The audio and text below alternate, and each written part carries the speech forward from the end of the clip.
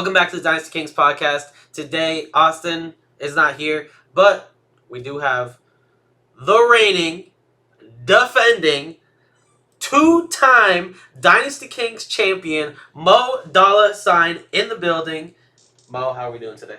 I'm doing awesome. That's what I like to hear. I appreciate the invite. Dude, I had to get this exclusive. So this is not what we normally do on the Dynasty Kings podcast. If you guys watch, you know that we just do starts and sets every week. But I had to get an exclusive interview with Mo Dollar about the Dynasty Kings regular season. As you know, it is over. We're into the playoffs now. Yeah. And this is the first time, the Dynasty Kings, this is our fourth year. This is the first time MoDollaSign has not made the playoffs. I missed it. Missed it at the last week. Yeah. So, I want to start off with the age-old question. Mo Dollar, what are your plans for DK? Well, I had a really good start to the season. I Yeah. started off hot. Jetta's getting hurt. Definitely derailed a little bit. Also didn't help when all my stud receivers had all backup quarterbacks thrown to them towards the end of the season. Just bad luck towards the end. Everyone goes through it. Everyone hits the injury bug, suspensions, backup quarterback issues. It's a quarterback pandemic this season. I think is. 50, 55 plus are quarterbacks starting. Jesus. It's a lot. It's not good. I had to bite the bullet this year. I mean, unfortunately, I just stank it up towards the end. Guys were banged up. Sean Watson just shit the bed. God. Ruined my Amari Cooper stack. Yeah. It's tough sledding, but I mean that's fantasy. It happens. You can't win them all. Which is kind of weird for me to say that because when you think of Dynasty Kings, you think of Mo Dollar. So that's a take. I mean, it's fair. It's fair. Who else? Two-time. It's two-time. I mean, not to be braggadocious, but I'm gonna boast a little bit. No, please. 3-time number 1 seed. Been to the championship game 3 times, back to back to back. Second place, first place. It's true. When you don't make it to the playoffs, it's I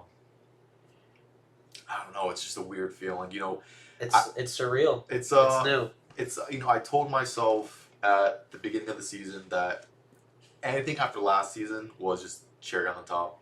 It's what else could I ask for? Like, what else could I possibly want to win 2 championships back to back? That's how hard that is to be able to do so. Tough. And especially in a competitive ass league like this. It's tough. Everyone's active. Trades are going left and right every other week. The transaction numbers are insane. Yeah. You have people going to the 70s, 80s, into the hundreds, just trying to figure out a way to win week in and week out. And when you're the king of the mountain, when everyone wants to play you, and it feels like it's the Super Bowl every single week. It feels like it's it's tough, but I can't be too upset. I'm about to say it's a scale on 1 to 10, maybe like a 3 or 4. Obviously, very disappointing. Who doesn't want to make the playoffs? Who doesn't want a championship run? Who wouldn't want a back-to-back championship? 3-peat. That would have been crazy. I can't complain. Definitely unfortunate that the trophy will be leaving my room. Yeah. I'm gonna spit shine it before I have to give it up. But trust, it will be back. Okay. It will be back. So, Dan, go back to your question. Go back to my question. I'm gonna be back next year. Okay. To the playoffs, or to the finals? The trophy's coming back to the room. Okay. The trophy's coming back to the room. Okay. So this is a year off. Let everyone have some fun. Everyone wants to say, year 1, Kenny was a fluke. I won't say that. Kenny won fair and square. Yeah. Look at him now. Took the route to rebuild. So kudos to him. And if Kenny ends up winning, yeah, it'll kind of suck a little bit. There's someone that ties you. Yeah. I want that lead. Yeah. You gotta maintain it. And if you look at my overall record, I know towards the end of the season I went on a 5-game skid or something like that. Yeah, it was bad. And you were the 1 seed. Yeah. And just lost out 4 or 5 games in a row. The game where I told myself the last 4 weeks of the season my magic number was 2. I couldn't do it. I did too. I said the last 3 weeks. So, I had Paul, Kenny, and Tyler. And last year, those 3 were, I think they were bottom 3. And you might have been down there too. I don't really remember where you finished. But they're definitely 3 of the bottom 4. And I was like, okay, all I have to do is win 2 of these 3, and I look good. and I didn't win a single one. And so that's why I do is bad. It's tough, man. So I know the feeling, but yeah, I mean, I went. It was a tough matchup. You know, talk about Austin's season real quick. You know, he started off super hot. Everyone thought he was a juggernaut. His team was deep. Then he made some trades. Some things went wonky a little bit, and then he kind of fell off the rails. yeah, And then look towards the end of the season, he got right back on it. Super hot, became another juggernaut. You know, just a roller coaster of a season. And then when I played against them week 13, I believe, me and him were just going at each other. It was like, I think it was 190 to 180, something like that. It was super close. I just needed two of them. I just needed one towards the end, and I just couldn't get it out. It was just, it was tough, man. But then again, it's, like I said, it's fantasy. You know, it happens. But Austin's team, man, do you want to kind of dive into some of these teams real quick? Well, first of all, I wanted to say something I noticed. So you kind of gave Austin a little shout out. Did he beat you that week? Yes. So why didn't you shout out Paul for beating you the last week? What do you think about Paul in the league, bro? Why did you not shout him out, give him his flowers for beating you the last week? Because that's big to him. No, I know. That's his Super Bowl. That was literally his Super Bowl. That's what I'm saying. And that's what I said. Like when people beat the champ, they feel like they won something. They won a matchup. They won a regular season matchup. At the end of the day, for them, it doesn't help him whatsoever. It doesn't. It actually hurts him. He has his first round pick, and it got worse. So no disrespect to Paul. There are talented players on his team. Definitely some big misfires as far as the draft is concerned. Huge. The worst we've seen. Yeah, by far. Sky Moore 104, Quentin Johnston 106. I want to say 106, 107. Yeah, that'll do it to you. You know, those when you trade premium players for premium picks and they don't work out, that could, backfire and just make your rebuild to just absolute shit. Yeah. So and hold on, I actually forgot one. It was Treylon Burks 103, then Sky Moore 104. He also took Treylon Burks. That is. It was back to back top 4 picks: Treylon Burks and Sky Moore. Mind you, and these then weren't like drafts either. I got Chris Olave at the 109, the same draft. Crazy. And I got Jameson Williams at the 107, which whatever. I sold him for a first, so you can't hit on every single pick. Yeah. But to misfire and then to misfire 2 top 4 picks. It's tough. Both of them. You misfired both. You could have got Garrett Wilson, Chris Olave, and your receiver room could have. Yeah, that's right. Garrett Wilson went after both of them. Yeah. That's absurd. It's funny because Paul does reach out from time to time asking for advice and whatnot. Not just in this league, but the leagues and whatnot. I always have my philosophy that depending upon the structure of your league, how you should build it. And for instance, not like it's a big secret, but Dynasty Kings, we play with a 2 running back, 3 receiver set. Obviously, receivers are a little more, pivotal in the success of your team. If you want, everyone talks about, running backs. You want a dominant workhorse running back. This isn't redraft. Yeah.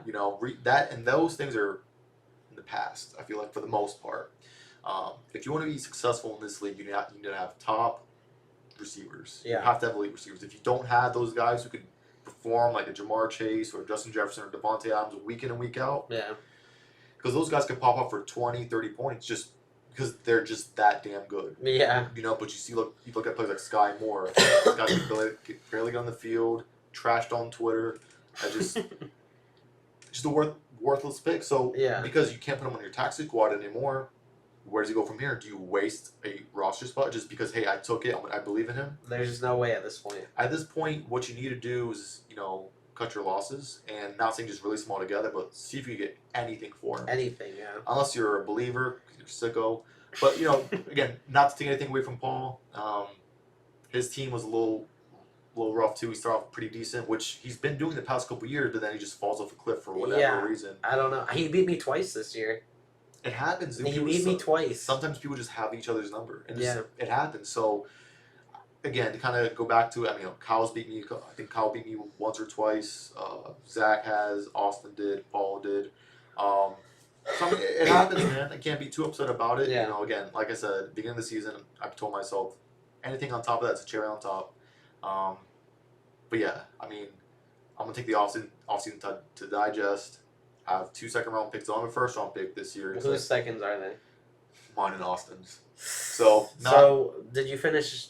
You officially finished 5th, right? I that's think a good so. question. I want to say maybe 6th. I'm not actually sure. No, 5th. Fifth? I was 6th. Okay. So you're talking to the 105 and the 106 right now. Well, you have the 206, Yeah. I guess. So I remember. And then we'll talk about Austin in a second. Yeah, but- I did trade my first-round pick, my 24 first-round pick last year to Tyler for Christian Kirk, Ooh. which it was good.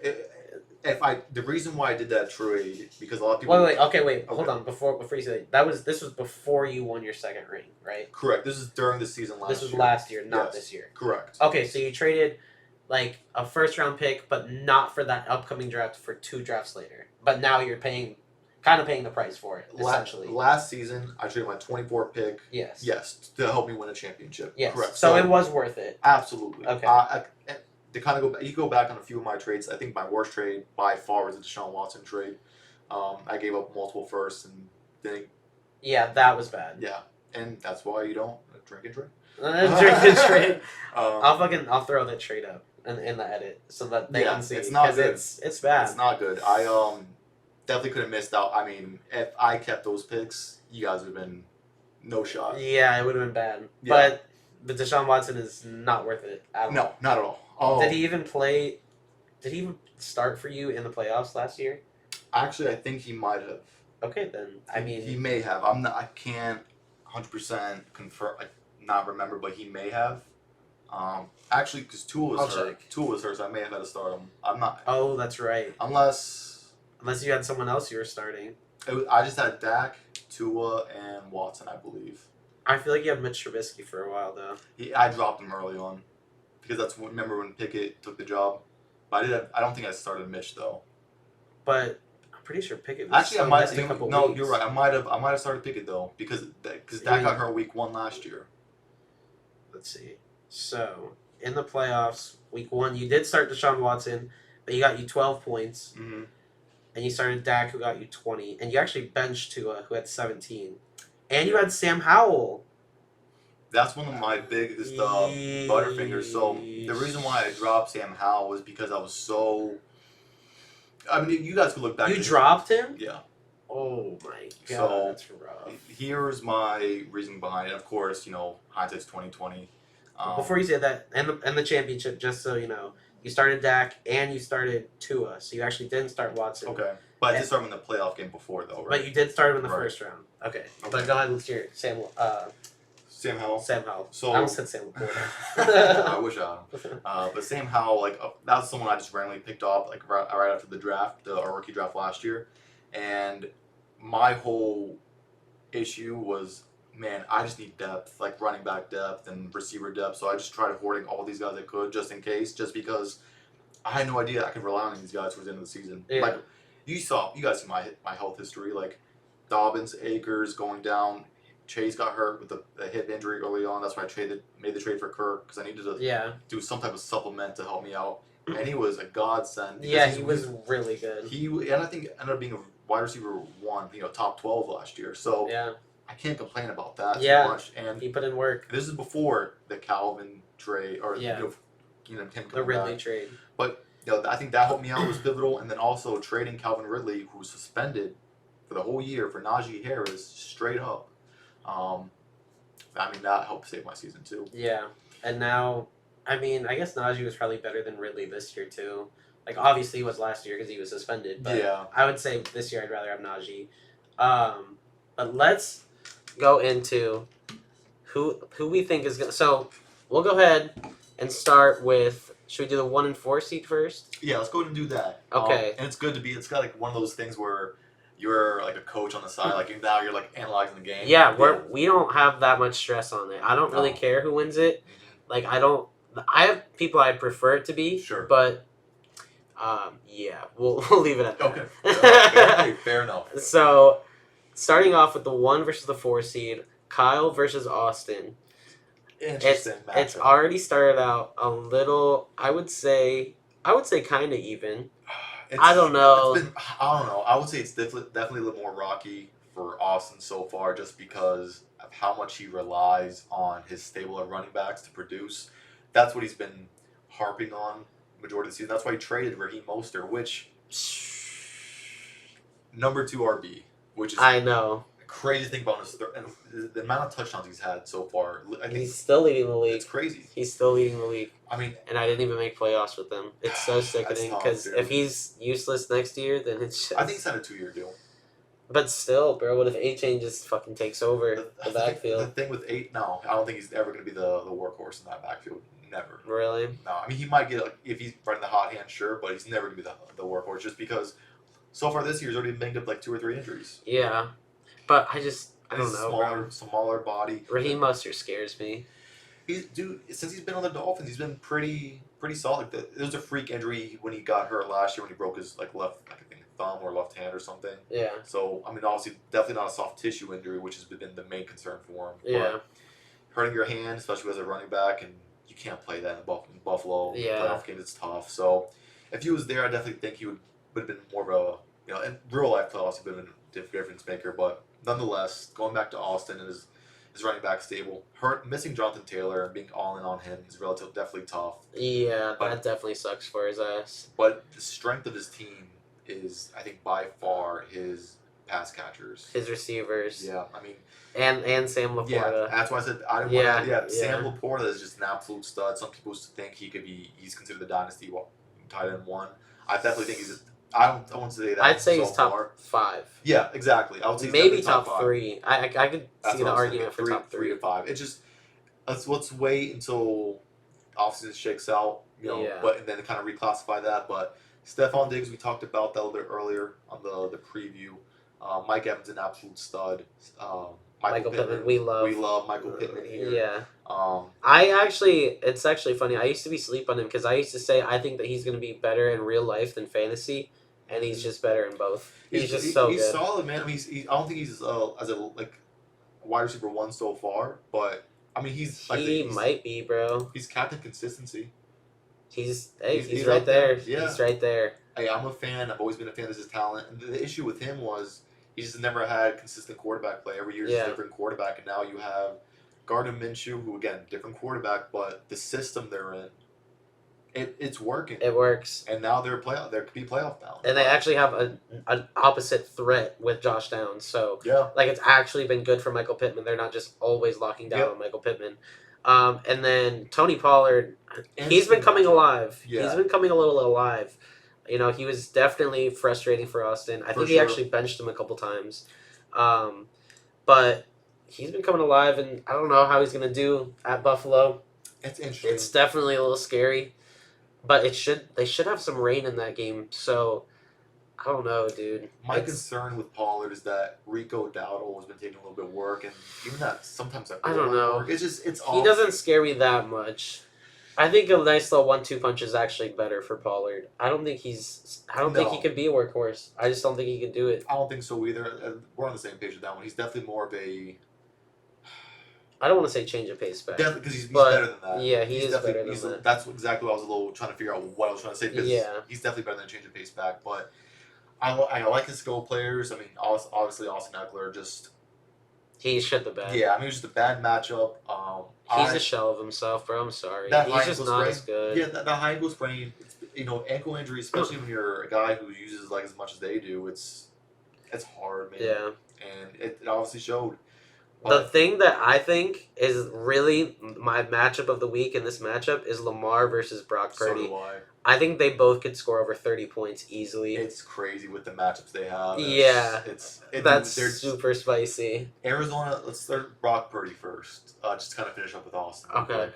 And then we got to talk about his other quarterback situation. Yeah, that one. That's the real storyline there. The Brock Purdy, man. I think Austin, if I recall correctly, he picked him up off waivers for free last year. Oh my god! And finding a gem like that for free, it's you can't beat that. Like what's the point of having the 101 when you could just have someone as a free agent? He had to have picked him up because nobody drafted him. No, he was definitely a free agent. So I mean, he's been a baller. I mean, when I think Cam Newton said he's a game manager, and not to say that's a negative connotation at all. But that's disrespectful. he came up with a video today that kind of explained what his reasoning was, and it wasn't a negative connotation at all. Like he executes like exactly the way he should be, and he performs. Makes few mistakes, stuff Yeah, like that. like he does what he needs to do to win the game. And I don't know though, man. I think it's still it. disrespectful. I get it. I mean, Brock Purdy, he's been a baller, and Arizona's defense has just been not good. Yeah. I mean, they're just not good at all. I mean, and just the playmakers the Niners have, they're all pros all over the place. They're all healthy. Yeah, it was just crazy. Yeah. Calf, Ayuk, Debo, Kittle, Trent Williams is healthy. Yeah, the defense is healthy. Like they're a powerhouse. Scary. They're literally a unit. So I think they're gonna smash Arizona, and I think Purdy's gonna go over 30. But then switching over to his other quarterback before we go to Kyle's team, right. We'll go right now. He's starting Trubisky after what we said today. I think we convinced him to start Tommy DeVito over him. But I think if Geno Smith does play, which I think he will, I think he's going to start Geno, which I think is the right call. That's what my gut tells me. He's been a Geno stan for the past couple of years. Even though I've been less bullish on Geno than anyone else, I definitely feel like he definitely had one of those years where he just popped up and had a really good year. Like a fluke season? He's been solid this year. I won't take that all away from him. Okay. I want to say a fluke season, but he had a miracle season. Where he definitely he got a bag. Yeah. Okay. He deserved it. He did deserve it. They're still in the thick of the playoff race, but it's not looking great for them now. It's been a little bit tough. If he comes back and starts balling, if they can win this game against Philly, they're definitely in the playoff race. This will be a big game for them. Yeah, this is huge for them. Considering just their secondary, the Eagles secondary, it makes it. I like DeVito's floor. Yeah. I wouldn't 100% in a matchup like this. This is the equivalent. Mitch Trubisky is equivalent to the Savon Ahmeds. I was gonna say the Van Jeffersons, the Marquise Goodwins of the world. Yeah. You do not start these guys off a whim. Yeah. And don't get cute. That's pretty much what it is. That's what I learned. Don't get cute. Like my philosophy, and of course you can always bounce from this every now and then. Start your studs. Yeah. The guys who got you there, they got you there for a reason. Geno Smith, he has to be a guy. My gut, when this comes out, I do feel like Geno Smith will be in that super flex. I think so too. Yeah. I think if he's smart, he will. He might put Tommy DeVito in there, which I still don't hate. I don't mind it. But I think both are better options than Trubisky. I like Geno's. I'll say this: DeVito has a good floor. Geno definitely has a higher ceiling, just because of the opportunity of him just being able to just throw nukes to DK, Lockett, and just make plays. Yeah, I don't think he starts Nick Mullins at all. I think he's just there. I think he's just there just as depth. Just hey, we'll see what he does this week, and maybe start him in the championship if they have a good matchup, which they do not. They play Detroit. This is a DEFCON 1 scenario if he starts Nick Mullins. DEFCON. Honestly, at this call point, the police if he calls Nick Mullins. I don't even know if I would even consider putting him in at the Superflex. I'll see whatever guys I have left on my bench. I mean, look, my guys are all playing. It's going to be Geno. I mean, I'm not playing any other. I don't know. You can't start two commanders. Yeah, I mean. You could, but it's risky. You never want to be in that position. You don't want to risk it, especially when you got here this far. And looking at his depth pieces, I mean, if there's one guy who maybe Tajay Spears. I wouldn't say Mario Douglas. I don't trust it. It's just looking at his depth right now. I wouldn't even start. I mean, maybe Tajay Spears. Tennessee might run it up on Houston too. Maybe. So and look at the weather. I saw that. The thing is though, how confident do you think he is in starting Terry? I don't think he's that confident. I think he's doing it just because he's starting his studs. Yeah, I mean looking at his bench though. Maybe an Njoku. Maybe after he ate last week. Yeah, with Joe Flacco. Yeah, I mean, I think he should be starting. I think he should run 12 personnel. I don't mind that. I think he should deadass be starting. I don't mind that. David Njoku over Terry McLaurin, and I actually, here's where it gets spicy.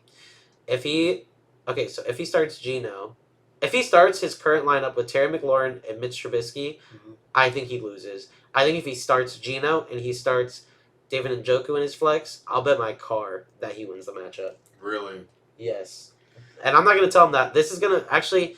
So my plan is actually to release this like Sunday. Like I'm gonna edit it Sunday morning and release it like right before 1 o'clock games. Nice. And so have some little hype.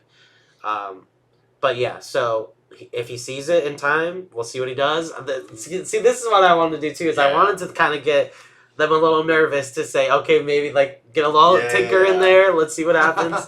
But it's gonna 100% be released after Mitch Trubisky plays on Saturday at 4:30.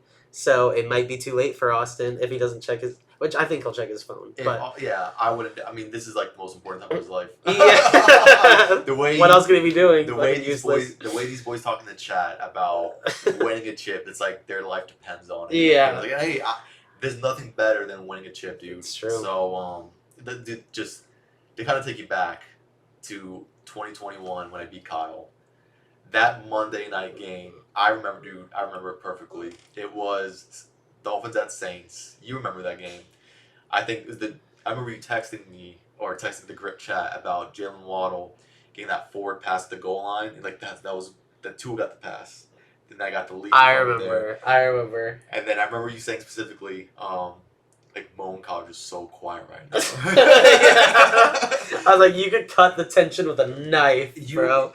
I'm telling you, when it comes to the playoffs, man, you cannot mess up who you're playing. You just can't, because once your season's over, this is one and done. This isn't like a 2 out of 3 falls. You know, you are one and done. If you lose everything that you worked for, all these trades, these buy-ins, all this, for nothing. It's all for nothing. All to double your money. Like, if you get second place, like it's not even worth it. Like, it's you just want to fucking die. It's a chip on the shoulder. Yeah.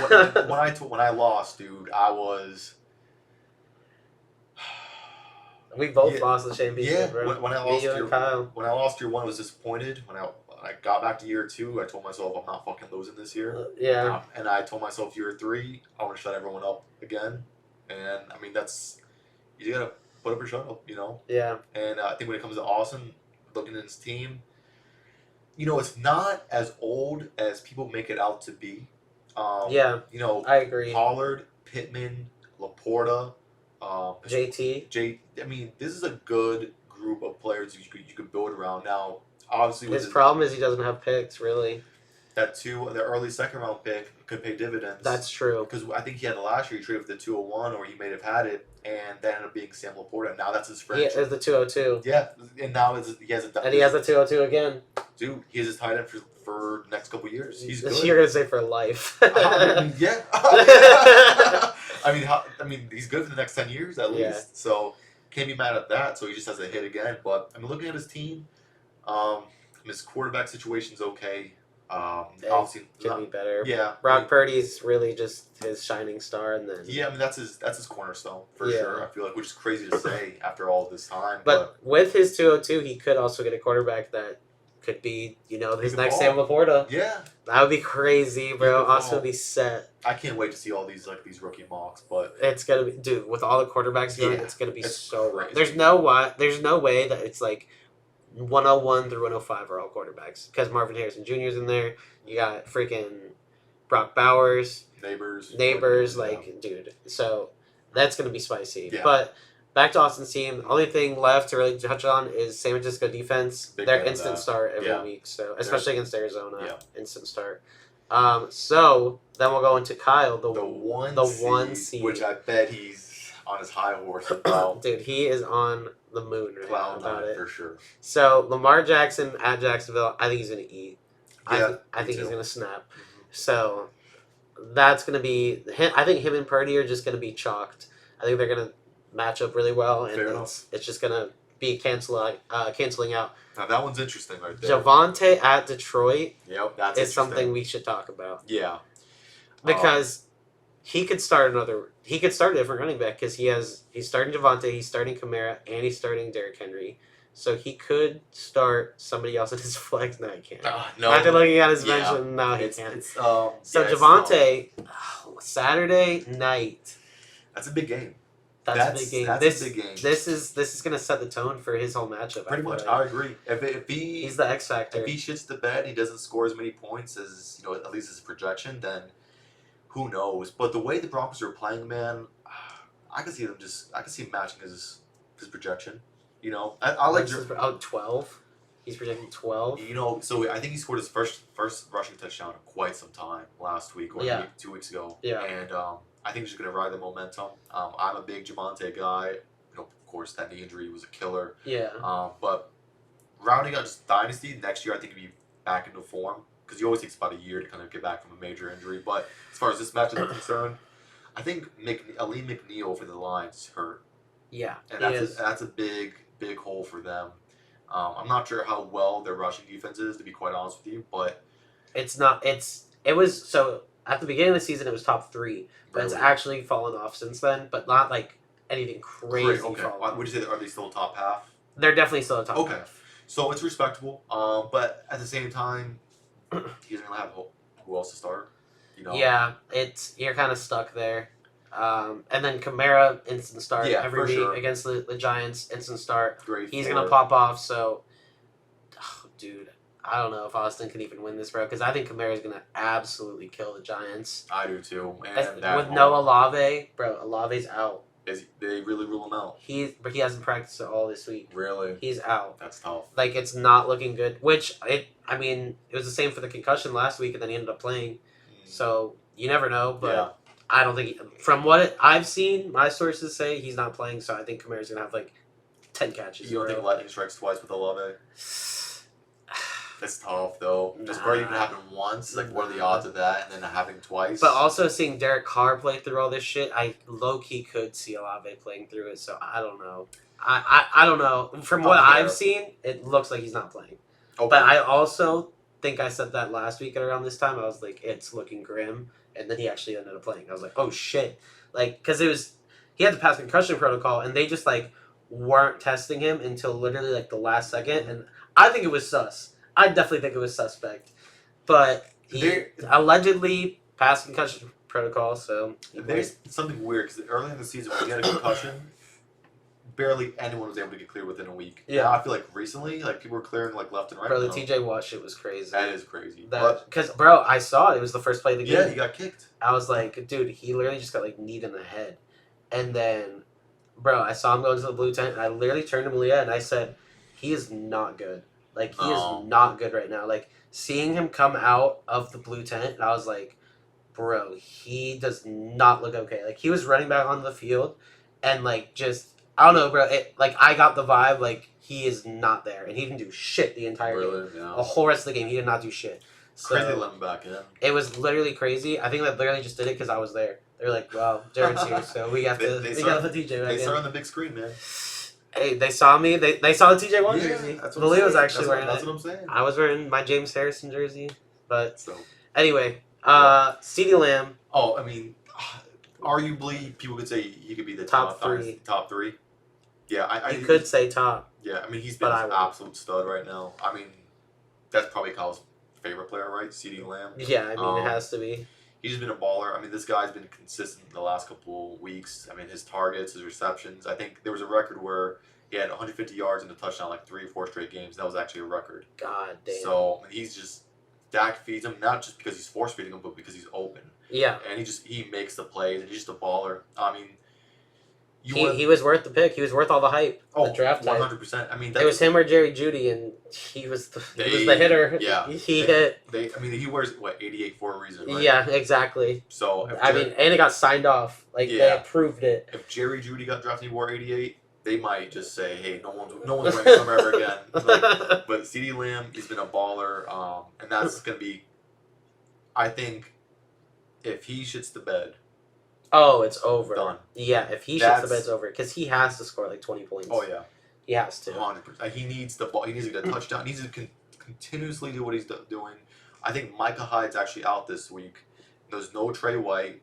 Buffalo's defense is beat the hell up. It is, but, bro, it's going to be a rain game. I'm telling you, and it's in Buffalo. Dak's going to be outside the dome, and I'm interested to see how well these two teams match up. I actually saw... Lil Wayne was on Undisputed, and he actually pulled up a stat. The Cowboys score twice as much at home than they do when they're away. Yeah, at home they're nuts. That's insane. At home they're nuts. They score over 40 points per game at home. It's insane. And then away it's 20. That's actually crazy. So that's why I'm a little scared about CD this week. I mean, he's still the wide receiver one there, no matter like what you say. Omar's such an idiot for saying that CD is not a wide receiver one. He's so stupid. Like I get. To be fair, he did. I get he's an walked Eagles that back. fan, and he did. Yeah, he did He walk walked it back. But that was just so Yeah. foolish. He just I literally know that he saw it on Twitter because there was a thing going around, and I was like, "This is stupid. Like, if you actually believe this, you're an idiot." And then Omar actually said it, and I was like, "Oh my god, unreal."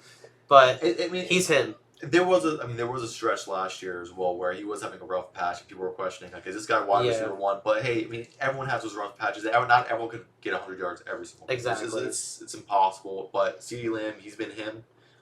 This guy's he's arguably like what he's the top 3, maybe the best right now in the league. I mean, Yeah. he is he's the key to Kyle's success. That's my opinion. 100%. He is probably the most valuable wide receiver to have right now. If you're in like a redraft league, Yeah. and that you're not considering, I mean, you would still obviously consider just Jefferson, Jamar Chase, but like the tear CeeDee Lamb has been on, he's probably the most valuable wide receiver in the NFL in fantasy. I think he's definitely Besides maybe Tyreek, obviously. Yeah, Tyreek is just insane. He's an anomaly. Yeah, how he's just so dynamic in what he does, like opens the field. It's crazy. He's broken, bro. He's just a glitch. He's a video game player. Yeah, but he's not in Dynasty Kings playoffs, so I think CeeDee Lamb is 100% the most important wide receiver out of every wide receiver in the playoffs. I agree. I mean, he again, not sounding like a broken record, but he's the key to Kyle's success. Yeah. No. So. But this guy that he picked up in his starting is actually spicy because Odell Beckham, if you watch the Week 15 preview, you know, Mo is a fan of him this week. I am. He's kind of like my sleeper pick of the week. He's kind of gone under the radar with how he's been performing these past couple weeks, and he's been a top 20 guy. And again, he's been catching these balls from Lamar. He's getting that chemistry. He's getting the offense down. Playing against Jacksonville. They're sorry against the pass. A very poor secondary. They've been bleeding passing yards and whatnot. So if there's one guy to maybe get like a 20 or 30 bomb, and if Odell has the one thing with the Ravens, I feel like they do like to pass the ball a little bit around, and they want to get the run game going. But I think you get a deep shot to Odell or whoever. I don't know. I think this it's a safe play for me. I feel like this is a safe play just because. So you don't think it really falls in the Salvin Ahmed, Marquise Goodwin, and Van Jefferson territory? Odell Beckham? No.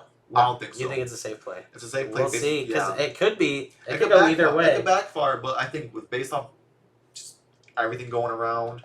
And with his other current options, I think he probably is the best option with Keenan Allen going out. Because Keenan Allen, dude, that sucks not having him for Kyle. Well, Keenan Allen's been a top 3 receiver this year? He's number 2. Really? I mean, it's Tyreek and then him. At least from EA Sports, because I have both of them in that league. And I was like, holy shit, I have the top 2 receivers.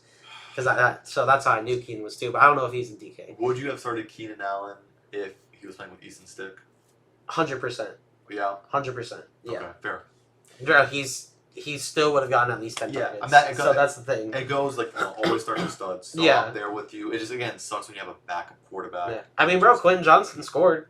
Yeah. And that could have been Keenan Allen. If he would have honestly, if Keenan Allen played, I don't even think that the Raiders scored 63. I think it actually would have been a closer. I don't know. Like, it's good to have a reliable, dependable option out there versus like who's out there. Yeah, like it's their best receiver is Quentin Johnson, arguably. And it's just that's not good at all. He got 20 yards. I know. A touchdown. That's it. That's what he salvaged. I bet on his over, and it didn't even hit, and it was literally like 23 yards. If you started Quentin Johnson, you got lucky as hell with that touchdown. Yeah, that was at the end of the game too. So God bless you if you did that. And then his third receiver he's starting, Deebo Samuel. Yeah, he's kind of hit or miss too. I feel like, but I feel like you kind of have to start him. Can you pull up his numbers the past couple games? I know he has been eating recently. He's got some Russian plays too recently, right? Oh my god. Okay, wait. He's been doing okay. But it was against Philly, Seattle. But look, he's playing though. He is playing Arizona, which is a pretty good matchup. Yeah. But I don't know. I think Seattle and Philly are both better matchups than Arizona, low key, because they're more competitive. Mm-hmm. So the 49ers are still forced to throw. As with Arizona, they might just get up super quick and then just run the ball out. Those are definitely But- get up games. This Yeah. one's more like, hey, let's try to put this away. as Yeah, quick as exactly. possible. So like literally again, just trying to end the game. Give us Chris McCaffrey, run the clock out. Let's just get out of here. But you know what I think though is that they really might try to campaign for a Brock Purdy MVP shot. Oh, that's true. And that's why That's true. they were throwing the ball last week too, and I think the game was almost out of hand. Yeah. They're just pad stats. Yeah, pad statting. I mean, and that's Or what stat padding. and that's what shit. Pad statting. When McCaffrey had that rushing, that touchdown record like every game, Yeah. that game was out of hand. But Shanahan put McCaffrey back in because he wanted to continue the record, but he didn't get it. Yeah. Obviously, he got stopped like 3 or 4 times. It's not. He hasn't even been scoring recently. He didn't even score last week. McCaff. Yeah.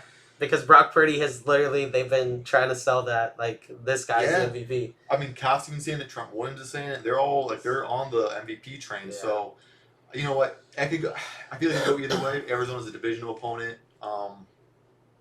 I think he gets his points. I mean, there's Debo Samuel was too good not to get the ball. I think he definitely breaks his projection of 12. I think he definitely gets higher than that. I But think- I don't think a 30-point game is incoming like he's been getting the past 2 weeks. it's a great matchup. It is a great It's a great matchup, matchup. but And he has that rushing. there's no way he ability, gets too. 33 weeks in a row, bro. Yeah, that is No tough. shot. That That's is very tough. That's crazy if that happens, because then we have to start putting him in a conversation. Back into it. Yeah, Because back last into year it. was, I think, a little more injury prone last year. So, But we could. I mean, bro, if he has a third straight 30-point game, I mean, he could be in the league winner. Like he would be a league winner. Debo and a CD Lamb. That is, those are 2 guys who could blow up at any time. Yeah, Those are the guys you want on your team right now, especially in like plus match. I mean, CD not so much in a plus matchup, but Debo in a plus matchup for sure. Hawk kind of scares me though. You think so? He scares me a little bit with Nick. Actually, no. I'm tripping. I saw a stat. George Kittle, I'm pretty sure he broke the single season receiving yardage record for tight ends. I'm pretty sure he broke it or did something crazy where like he was literally like a league winner, and it was because Nick Mullins was starting as the starting Really? quarterback. He loves the tight end. And George Kittle had like a crazy stretch and was like the tight end one. Maybe not the tight end one, but he was like, I don't remember the exact stat, but he had an insane stretch. And that was with Nick Mullins, and now TJ Hawkinson has Nick Mullins. So I could see TJ Hawkinson really blowing up. Security blanket. But Nick Mullins does still kind of scare me. Oh, Like, for sure. I can't say like it's like Tom Brady and a tight end, but like, bro, Nick Mullins. When I saw that stat, it was definitely interesting. I don't even really remember it. It's always but, funny how those things just pop up out of nowhere. yeah, I was always like, something. that's. But it is spicy, bro. Because Hawk does have some good matchups coming up too. Mhm. So I think that he's gonna eat against Cincinnati, unless Nick Mullins is literally just a shitter. But there's no way he can be worse than what Dobbs has been doing there. Like Dobbs has looked so bad Yeah. these past couple weeks, so he has to be step up from that. I mean, keep in mind this is the Vikings' 4th starting quarterback this season. Yeah. It's been a tough stretch, so I'm sure Nick Mullins can try to funnel the ball to Hawk or maybe Juddas. If I don't know. Just don't give him a hospital ball. Yeah, I mean, look, they're not gonna be able to run the ball. I mean, who do they have? Yeah. Ty Chandler and the Kine Inagu. I don't know how to pronounce his name. honestly. Yeah. But they're pretty limited on that side of the ball, so just pass. I mean, it's Kevin O'Connell. Yeah. He loves the pass the ball. So, I mean, Hawkinson, he's as solid as a tight end you can possibly ask for. Yeah. Yeah, I think he'd be okay. I mean, these are all really good matchups. I feel like all stud players. I think Aside Derrick from- Henry's gonna absolutely eat. That's yeah. That's Get into the that. one. Just because I mean he's known to eat, and if you look at the weather, it looks like a little rain. But even though, and the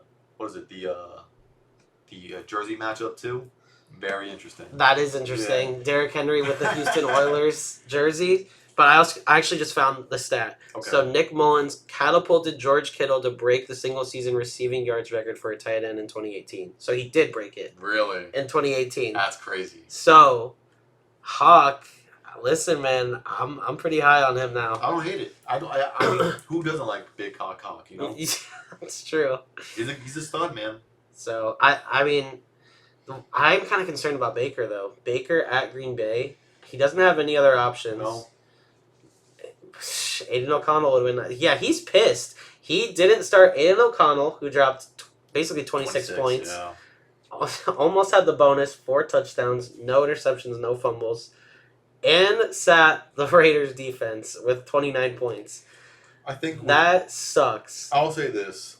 When you have a guy on your bench who you know you're never going to start that pops off, you can't be mad at yourself. I don't know, bro, because what has Baker been doing? Has Baker been good I think he's been these okay. past couple weeks?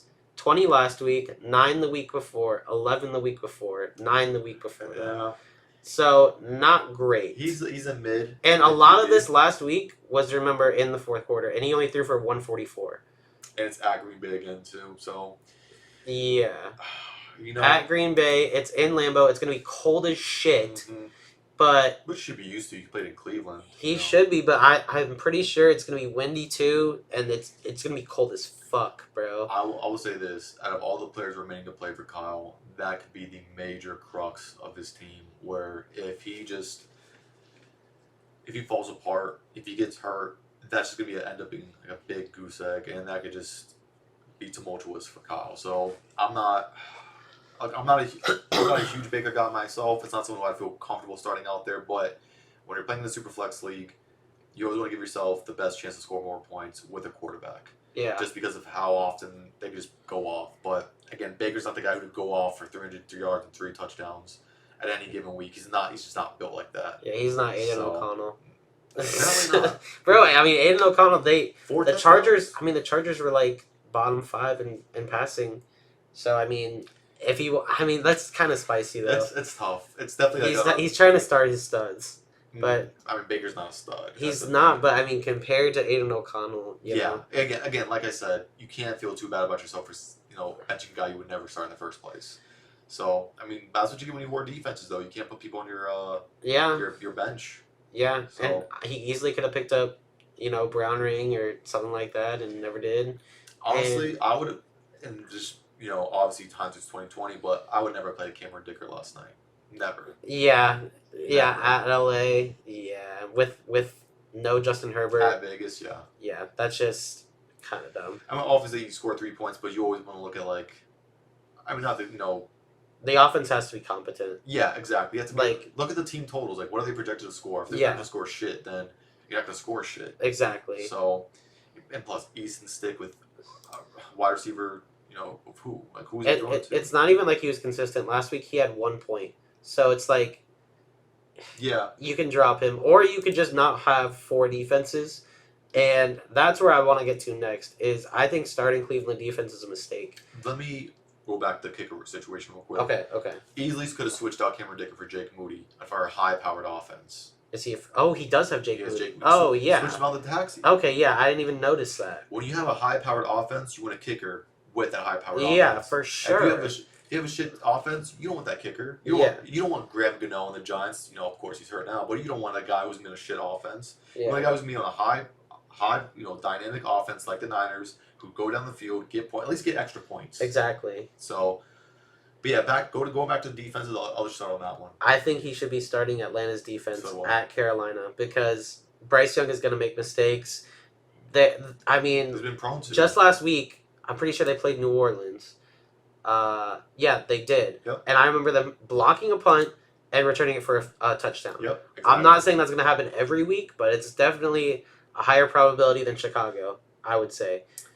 Yeah. No. That's subjective. Right. And the thing with Cleveland though, and if you watch in the preview as well, their defense is beat up. They're still a top defense. Schwartz is a great defensive coordinator for that team, but they're missing quite a few pieces. A lot of guys are banged up. Chicago, their offense is better. And they're Justin Fields is playing for his job. He's playing well. I definitely would have gone with Atlanta. I feel like he might switch, or he might switch to New Orleans as well. I don't think he should switch to New Orleans. I don't think so either, but I know it's something he's been considering. Yeah. But and then that's the point of this video is. Yeah. Getting his head a little bit. Let's see if he switches out that defense, because all these play Sunday at 1. Yeah, so he's okay.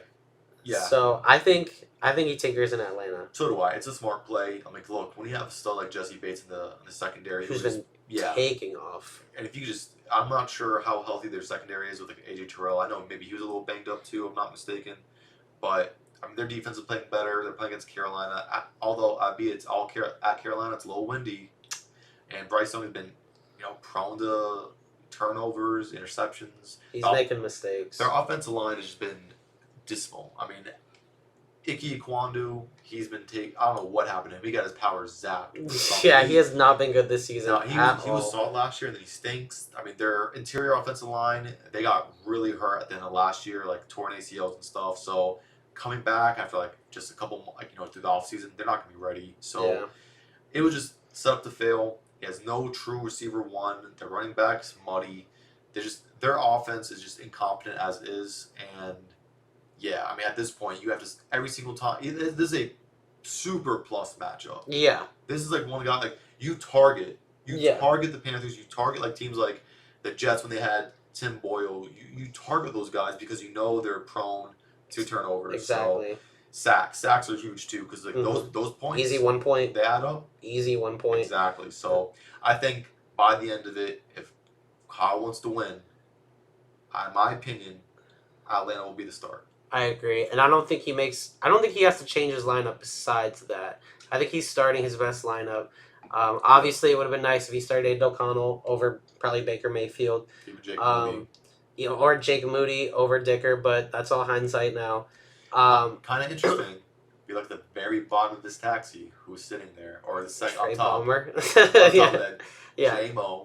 I did notice J-Mo wasn't starting for him. I wouldn't start him over Odell. Obviously not over CD and Debo, but I think I would rather start Odell just because it's a plus matchup, plus what he's been doing recently, plus the stack with Lamar. Yeah, I think that plays a big role into it too. Like if they have a long touchdown, he just wins. Yeah, like that's pretty much it for Austin. And I don't think Austin has a stack, right? Austin has Purdy. I know he has Elijah Mitchell. That's not a stack. But he's been out for a minute, I feel like. And then Trubisky, obviously not. Gino, he does not have a stack with. DeVito, he does not have a stack with. So no stacks for Austin. Interesting. But that's sometimes so good because if the stacks just don't hit, they're just useless. But when they do hit. But when they hit. Baby. That's worth. Overall, if you can scroll to the total projections, as of right now, Kyle is projected at 126.24, Austin at 119.99. So pretty much 120. Yeah, so they're both still essentially neck and neck. Pretty much anything can happen. One play can just change the whole landscape of this matchup. And if I'm correct, I don't think neither of them have a Monday Night Football player. So we're going to know by Sunday night this matchup is going to be decided, and it's going to be decided with Lamar Jackson, Odell Beckham Jr., Unless Kyle wins before that. Is Austin done Sunday night? Austin has no Sunday night players. So this is it. Sunday Night Football. Sunday Night Football is going to be spicy. That's spicy. It's literally just going to be Lamar and Odell Beckham Jr. So Austin's just going to be praying. Yeah. All Zay Flowers, all Isaiah Likely, or just all Keaton Mitchell runs and Gus Edwards runs. So that's going to be interesting. The manifestation's going to be crazy on Sunday. Austin's going to surround himself in a circle of candles. Yes. I would not expect anything less. I should honestly do that, bro. I should do seance that. Yeah, exactly. Overall. And just like Azrael Metreon shit. So let me ask you this then. Who do you think ultimately wins the matchup?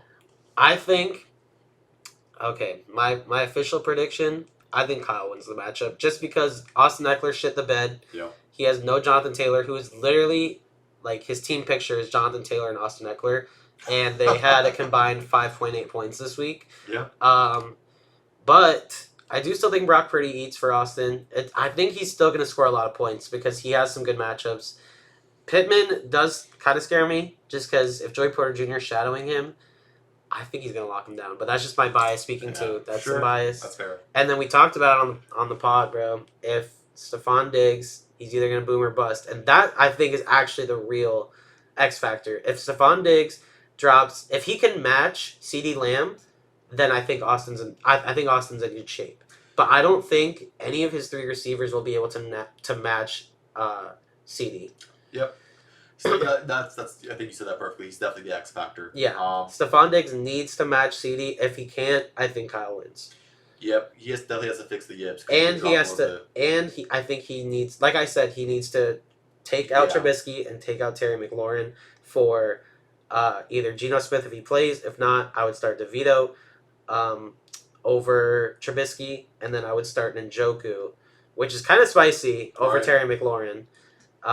But I mean, that could go either way. That could end up looking stupid for me, just because. I mean, that's another really big X factor too. If Terry McLaurin after drops a goose egg, it's over. He's not been that hot. Like we said, Sam Howell somehow is a top QB, but none of the receivers are, which is insane. It's insane. It's insane because I literally made a bet that Jahan Dotson would be top 20 this year because I knew they'd be throwing the ball so much with Eric Bieniemy, and like still somehow neither of them are top 20. Him or Terry. There's no receiver that's irrelevant. Yeah. Which is wild to think about in such I don't know. That's crazy. But ultimately, I think this is. Who do you think wins? Kyle. I think Kyle's going to win. I think it's going to be at least 152 to maybe 128. So you think it's going to be like, what is that, 24 point win? Something along those lines. Yeah, I think that stack's going to help Kyle out. And I do, because I like it. Odell sleep with these past couple weeks, and then CeeDee Lamb's just a freak. Yeah. I mean, he's just an enigma. I mean, he's a baller, dude. I mean, yeah, he's him. I sound like a broken record, but that's just who he is, man. Yeah. Like, just play the CD over again, man. Like, he's good. Play it on repeat. That guy is awesome. All right, we'll move on to the matchup that kind of already feels over. It sucks. Listen, there's no secret we don't want Zach to win. He's going to be so unbelievably insufferable. But it's looking bad for us right now. Zach is projected 137, and Kenny's projected 103. So he's projected to win by 34. However, CJ Stroud is in Kenny's lineup, and he's projected 0. Which is, I believe, a absolute gut shot to any chance I feel like Kenny had to win this matchup, just because Stroud's a baller. However, again, who would he be throwing to anyways? Yeah. He lost his 2 major weapons. That injury last week when he got tackled by Quinnen Williams, when his head just bounced off the turf like a ball. It was, his eyes were glazed over. Ugly. Like, no way in hell would they risk their future with their quarterback. It's like, he's not playing. So now I think instead he's playing Jared Goff, which we're not huge fans of this week. Yeah, he could definitely shit himself this week. And his only other option would be Zach Wilson, which is at Miami. Yeah, I mean, I'd rather be in hell. Which Zach Wilson's going to be. He's going to be in hell in Miami. He had I'll give Zach Wilson his kudos for last week. I think he had his best game of his career. Yeah, he had over 300 yards, 2 touchdowns, no interceptions. AFC Player of the Week. Yeah. Funny enough, Tommy DeVito, AFC Player of the Week last week. Really? Yeah. That's crazy. So Zach Wilson, look, man, if you're starting him in a playoff matchup, you are literally in hell. Yeah, I mean that might even be worse than the Savon Ahmeds, the Marquise Goodwins, the Van Jeffersons. No, it can't be. Okay. Marquise Goodwin got me 0. So I would say what he should do, just based off his team right now, I think obviously if he checks his phone, hopefully, like it's the fucking playoffs, you better check your phone, motherfucker. Goff switches up to the top QB spot. Goff goes to top QB spot, and I think he plays Drake London in a super flex. I don't hate that. I would rather start Drake London at Carolina, which Carolina's been good. We talked about it. They're good against the pass. They're getting healthy. They are getting healthy. Yeah. Against the pass. So it's sketch, but so is starting Zach Wilson at Miami. So especially coming off like a gut wrenching loss. I think Miami's gonna. I mean, I don't know though. I hope so, man. I just the injuries are just so they're paramount to this team. Like last week. Just about the Dolphins, they were missing, again, 4 of the 5 offensive linemen. Tyreek was in and out of the game. What about their defense, though? Tell me about their defense a little bit. Jalen Phillips is out for the year. That's right. Jerome Baker, their starting middle linebacker, he's on IR. Okay. So he's going to be out for a couple weeks. And Javon Holland has 2 sprained MCLs. So he's not playing. Questionable. He's fighting to play. There's no way. He was trying to play last week, but he's been practicing this week. I think he might gut it out and play just because Deshaun Elliott, the other safety, Yeah. he's out with a concussion this week. So who is even starting over him? So we have a couple guys. Brandon Jones, who tore his ACL last year, he's back playing. He, which sucks though because he's the one who caused those injuries to Jerome Baker, Oh my god. running into him and Yeah. whatnot. So we're missing that. Xavier Howard, he's limited with a hip injury. Jesus. I think hopefully he's playing. If not, then we have Cam Smith, Caterco, who's actually, as much as he's such a good open field tackler, his coverage has been abysmal this year, which has been really disappointing. Yeah. Because he was such a gem. He was an undrafted gem last year. Now he's just, someone they pick Playing on. like it. Yeah. Yeah. So they have him, Nick Needham. He was their nickel last year until he tore his Achilles. And he's just now working his way back in. So he might be playing a little safety in a Fangio scheme. What I think they're going to do is, so recently what they did was they signed a couple of defensive linemen. They signed JPP a week or two ago, and they just recently brought back Melvin Ingram. So oh my god, I forgot he was there. he was there. He was on the team last year. Had a superb start to the season. This guy was hot. He was getting fumble recoveries and whatnot, scoring touchdowns, and he was balling. But then I don't know, he just ran out of juice. But now he's back, and now he hasn't played all year, and now we need someone to help. He's got fresh legs. Yeah. So anything to help the blitz. I think the defense should be okay, especially versus a Zach Wilson-led offense. They just gotta take care of business. Yeah. And offense just needs to run the ball. And I would say if Tyreek's out, they're gonna funnel to Waddle. And I think that's true. Because Waddle's been more. I think it'll be more of a Mostert game though. Because you think they're still gonna funnel it if Sauce Gardner, because doesn't he shadow? He's probably gonna shadow Waddle. Well, they just have two stud corners, DJ Reed, and so unless do they fall in the slot? I don't know. I honestly don't. I don't think so though. So if he's playing this, because he does line up in the slot sometimes. So depending upon if they follow, he has to be a game breaker because he's definitely not been a shell of himself. But again, they're following the Tyreek. They want to get the record. He's been kind of not a gadget player, but he's just been a second option. Yeah, but a solid second option nonetheless. Almost 800 something yards, almost 1,000. It's not 1A, 1B. It's definitely 1 and then 2. Oh, for sure. No, for sure. Yeah, for sure. Yeah. But if Tyreek is even if he's out there as a decoy, Waddle should get his points. Tua is going to find him, and I think that's a key for. That's interesting because he's starting Garrett Wilson and Jalen Waddle this week. Yeah. I think looking at his players, who he needs to step up, DJ Moore. Yeah, DJ Moore has to explode. And I think George Kittle. But Zach is starting Justin Fields. So it's really just a double-edged sword. Yeah, it is. I mean, but you still need him to blow up. You're not going to bench him. Yeah, you can't. I mean, unless he gets that run around again, the end around like he did last week, right? Or he's trending towards playing. Didn't he he had a rushing touchdown, DJ? Yeah, so last week. if you could get that again somehow. Yeah, if he can get that, that's huge for Kenny. Now that's lightning in a bottle twice. Yeah. I've never seen DJ Moore just take a. I think that was his first ever rushing touchdown. Actually, I'm pretty sure I saw that stat. So no way in hell that's happening again. Sorry, Kenny. Unless. Nah.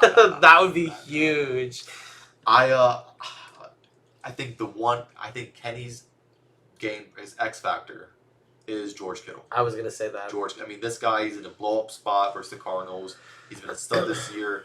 He actually hasn't been, off and on like where he's typically been. He's been pretty consistent with Brock Purdy in this offense lately. So he always kills the Cardinals, though. Does he? He always kills the Cardinals. I could see maybe, he's been getting some long touchdowns this season too, where you see him running down the field. Yeah, he's a yak god, bro. He's good. Was he a top 3 tight end? Arguably. I gotta check this. I'm pretty sure last year when I played Omar in the first round of the championship or of the playoffs. I'm sorry. Okay, it wasn't against the Cardinals, but bro, he had 4 catches, 93 yards, and 2 touchdowns. Stud.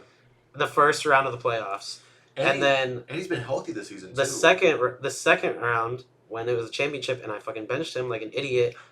Oh, it was against the Cardinals 30 points or something. He had exactly 30, 120 yards, 6 catches, 2 touchdowns. So he had 2 touchdowns both weeks in the playoffs. Will he duplicate that this year? He's a playoff stud. He is a playoff legend. He knows to turn it on for our boys. So if Kenny, manifest the hell that shit, brother, because he needs to go for like 40. He has to go nuclear. Because if you need a chance with the way that your defense just went negative, yeah, which is -3 in the playoffs is a on Thursday Night Football is a nightmare. That's a death. That's a death. I don't know. And your QB1 not playing, and yeah, it's definitely this is nightmare. a nightmare scenario for Kenny. Unfortunately, I just don't. If you look at the skill players, they're awesome. They are awesome skill players to look at. Will they perform? The matchups are tough. The thing is that I feel like the way Kenny got here, low key, was not through his quarterbacks. Like, yes, Stroud was eating, but he wasn't eating every single week. Like, he wasn't like he was a QB1 every single week. He was getting here with his skill players. With, Garrett Wilson wasn't going crazy like we all thought he would, but he would still get a touchdown in garbage time. DJ Moore would break out. Jahmyr Gibbs would have crazy games. Saquon Barkley would have crazy games. Yeah. Cortland Sutton would score every single week. And so, like, he's getting here with his skill players. And then Goff is still just putting up respectable numbers, like he's getting the job done. Yeah. So, and I think that still is what he'll do. I know Denver's not the greatest matchup, but it's in Detroit. I think Goff is a lock for 2 passing touchdowns. I would say that that's honestly a lock. If that's a line 1.5, I'm smashing the over on that. Mm-hmm. But if that's the thing though, is that Kenny has not 1 but now 2 stacks. He has the Goff to Gibbs stack, which is legit because Gibbs is a good pass catcher. That's exactly what I was going to say, too, yeah. And if he starts Zach Wilson over CJ Stroud instead of filling in somebody else in his super flex, if he does start Zach Wilson, he has the stack with Garrett Wilson. Which I don't mind, to be honest. I actually kind of want to change what I said earlier. I think that makes it almost worth it. Like, starting over Drake London's tough, but I think that with the stack, in an emergency situation like this, exactly, you need the stack. Exactly, you need the stacks to hit, and then you're back in it. With how much you're far behind already, or projected to be far behind, you need that stack to even give you any type of life. But again, when he switches some people around, the projections are going to definitely change a little bit. Yeah. But again, I think for him to even have a shot at this point, you need stacks, and I love the thought of the Jahmyr Gibbs stack, even though he's a running back, but he's going to be, if he catches the screen and takes it, it's huge. Yeah, it's huge. It's game changing. Take that, maybe. And Garrett Wilson's been having a low key, solid season. I think about 80 catches or close to it, if not. Garrett Wilson. Yeah, solid. He's close. He's doing okay. He's right there at 76. Yeah, so I mean, look, obviously everyone was hoping Aaron Rodgers would play this season, not me, but. Some people. Yeah. It's definitely disappointing, but look, overall, this Kenny has a studs all over the place of skills. Yeah. And then imagine just next year when he has probably Caleb Williams and CJ Stroud. Oh my God, I forgot he has the 101, and the 105. Yeah. And then the 201, and then some other second round pick. He's doing okay. He has 2 top 5 picks. His team. I didn't even notice that. He's gonna have a nightmare of a team to go against. Yeah, he's already a unit. I mean, he's the 2 seed for a reason, but obviously just got unlucky with the Chargers defense, and then CJ Stroud missing this game is so critical for him. I don't think we could see any Deontay Johnson this week. I think his team is locked in besides quarterback. Yeah. I think he makes any other changes besides that. With Cortland Sutton having 10 touchdowns this season. Yeah, he's locked in. You're locked in. You're not especially with him being a Broncos fan. But I think just to be safe, just because I've got screwed with it by it once. You need to start Cortland Sutton in the wide receiver spot over DJ Moore. Yes. Even if DJ Moore plays, he plays earlier. Like, you never know, something freaky is going to happen in practice or like pre-game or even like the night before, and you just for some reason forget to set your lineup. Like, you can't risk it, especially in the playoffs. So I think that, like I said, the one change that he'll make, I'm going to take it back. I don't think it's going to be Drake London. I don't think that's the smart decision. I think Zach Wilson is the smarter decision to put in there. in the Superflex and obviously move Goff up. I think if Kenny wants a shot, he needs the stacks that work out in his favor. Yeah. And that's just the fact of the matter at this point, unfortunately. The defense is absolutely killer for him. That's, you start a defense, you're hoping to get him at least, 8 to 10 points, maybe. Yeah. Even, like, if you get 4, you're like, damn, that kind of sucks. But, like, -3 is detrimental. You're already in the hole. It's Yeah. not starting out, bro, and it's on Thursday Night Football, like... That's tough. Those Thursday night games could be either a make or break sometimes. And they broke him. Yeah. They broke him. But the thing about Kenny is, all of his players will play by 4 o'clock, besides George Kittle. So he'll pretty much know where he stands after the 1 o'clock games, unless, George Kittle absolutely crushes it. But looking at Zach's team, he actually has a Monday Night Football player. He has 2 Monday Night Football players. And then obviously has Sunday Night Football, the Ravens defense against Jacksonville. So I don't know, his is kind of over besides A.J. Brown and the kicker. Mm. But I think Zach will already win by 4 o'clock. That's my prediction. I think, or before like Sunday Night Football, I should say. Gotcha. Because he has so many 4 o'clock players. But I think that Stafford versus Washington Plus. with the cup stack is gonna be the reason Kenny loses single-handedly. That plus because is insane. That's an insane matchup. Like, that's absolutely insane. Like, that's literally what you dream of in the playoffs. Yeah. And then DeAndre Hopkins' revenge game in the Oilers jerseys in Tennessee. I think those 3 alone, hot take, those 3 alone might actually outscore Kenny's entire team. That's a crazy... If his stacks don't hit, those 3 could single-handedly beat him. And then, obviously, CMC, too. Actually, I would say those 4. Yeah, I'll throw him in there. I think those 4 easily could outscore Kenny's entire team. So, and then plus, Joe Mixon's been on a tear. Rashad White has been on a tear and has a plus matchup. AJ Brown's a fucking stud. AJ Brown, but he's slowed down from what he was doing. But I mean, still putting up double-digit points. He's doing okay. So, I think that he's still going to eat. I don't know if he's going to put up 20, but I think his floor is like 10. And then Kincaid, I don't know. So I don't mind it just because he doesn't really have anyone else. I mean, he has Mark Andrews hurt. Yeah, he literally actually doesn't have another tight end, but he also has a free roster spot. Which is stupid. He also has 2 free taxi squad spots. He always does. I don't mind. It's just poor managing. It's poor management skills. Like, you could literally just pick up Dontavion Wicks. Like, he's a free agent in our league.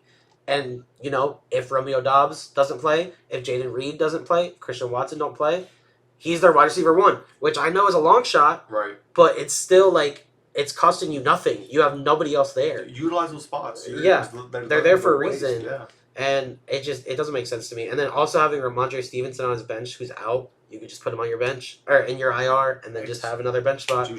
Even if you're just picking up a defense. Hoard them like Cyle is. What's the worst thing that's going to happen? You're going to have 29 points on your bench. Like, at least nobody else, at least the player you're playing isn't starting those 29 points. So, it's poor management skills. But I still think that he does. I think we're going to see a Kyle versus Zach championship, which will be the Blunt Boys special. That's gonna be a movie. I don't even know what to say, bro. I'll be speechless. I think because someone at the end of that is gonna have some slit wrists. That's for sure.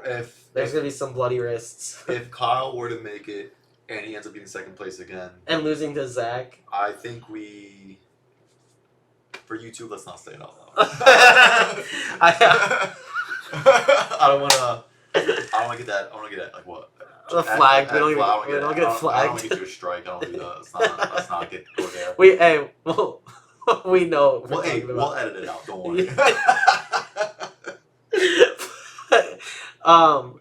I think this, like I said, the Stafford Cup stack gonna crush. I think Zach's team is I think he's setting his best team. Yeah. Fields is gonna throw to DJ Moore, but it's still points for Zach too, and he's gonna get the rushing too. So 12 rushes per game. The last couple games is insane. Unreal. Jake Elliott's been actually solid this year. Yeah.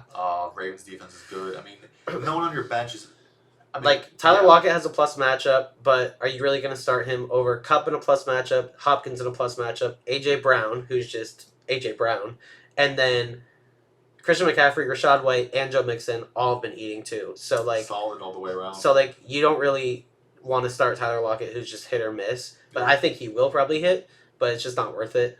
And then Tyler Boyd and T Higgins, who knows? Like you're not going to start them over who you have with Jake Browning as quarterback. No offense to Jake Browning, even though he's been balling sort of. Yeah, but that's too risky. And you're not putting in James Conner either. No, you're not putting in James Conner. You're not putting in Russell Wilson. I mean, maybe Russell Wilson. Maybe Russ, but I'm not starting him over Staff with the plus matchup, and I'm not.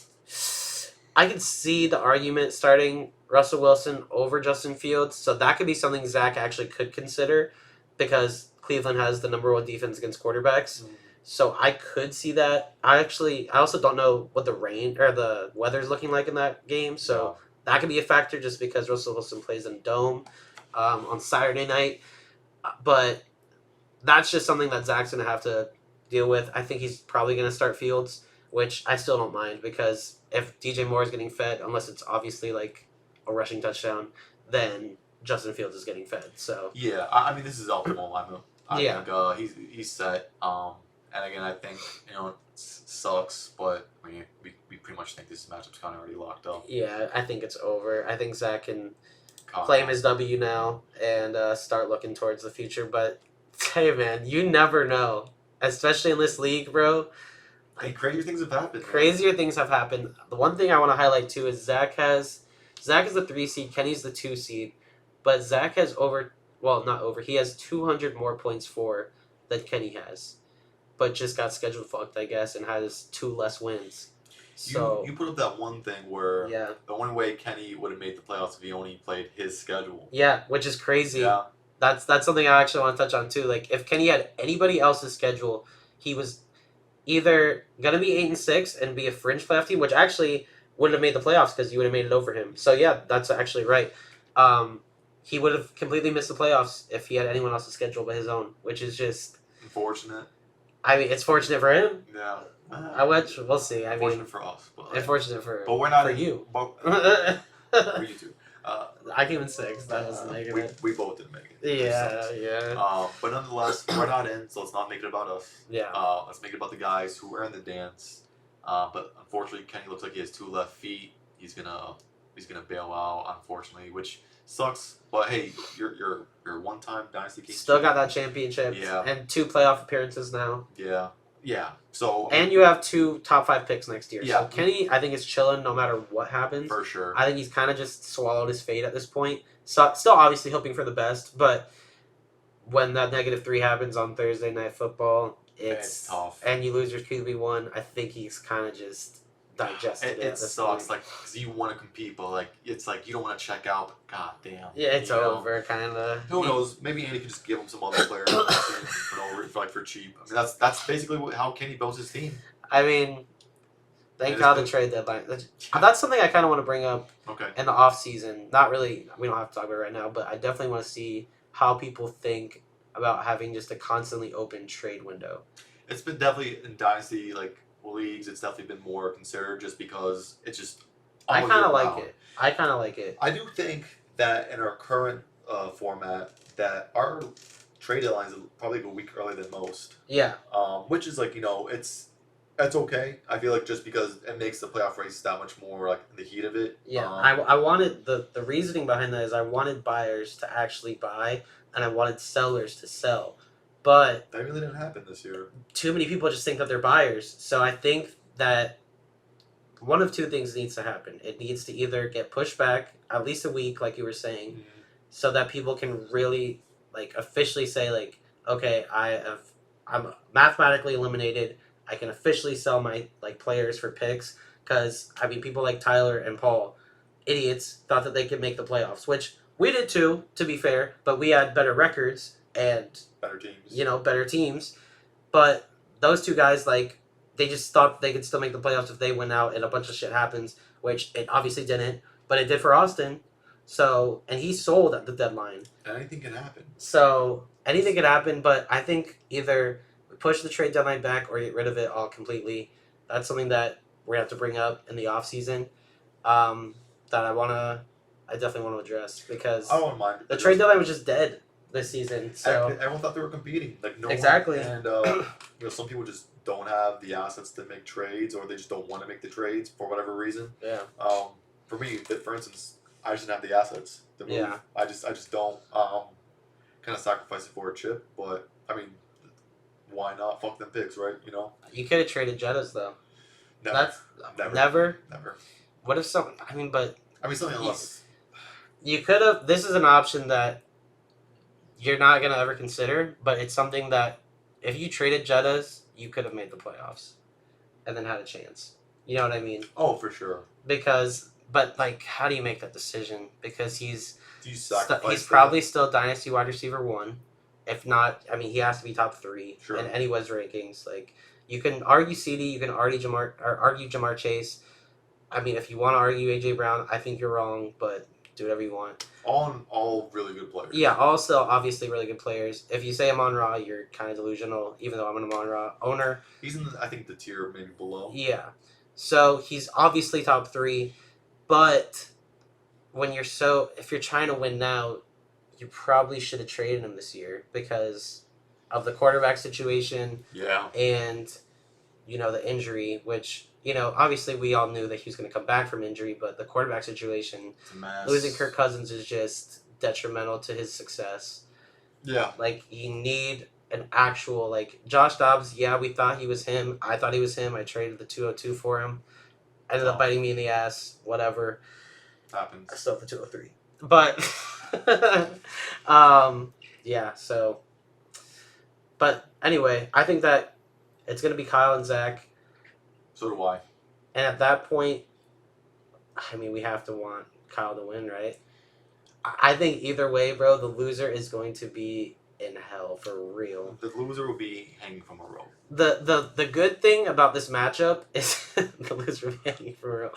The good thing about this matchup is that it's two teams that I think if they both make it, they deserve to be there, and they don't have a lot of injuries. Like Kyle has Joe Burrow, but Zach on the other hand has Mark Andrews and Tank Dell injured. So I think that's kind of even, especially because they both still have the depth to replace that.